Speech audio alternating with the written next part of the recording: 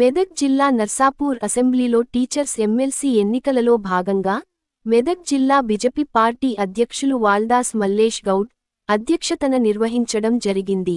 ఈ కార్యక్రమానికి ముఖ్య అతిథిగా మెదక్ జిల్లా ఇన్ఛార్జ్ మురళీధర్ గౌడ్, మాజీ జిల్లా అధ్యక్షులు గడ్డం శ్రీనివాస్ హాజరయ్యారు.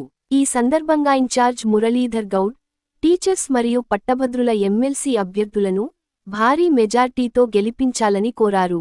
జిల్లా అధ్యక్షులు మల్లేష్ గౌడ్ మాట్లాడుతూ, ఎంతో విద్యావంతులు అయినటువంటి గ్రాడ్యుయేట్స్ టీచర్స్ ఎన్నికలలో దేశం కోసం ధర్మం కోసం పాటుపడే వ్యక్తులకు మీరు అండగా నిలిచి మీ యొక్క ఓటును టీచర్స్ ఎమ్మెల్సీ అభ్యర్థి అయినటువంటి మల్క కొమురయ్య, పట్టభద్రుల ఎమ్మెల్సీ అభ్యర్థి అంజిరెడ్డి గారికి మీ ఓటు వేయాల్సిందిగా మనవి చేయడం జరిగింది.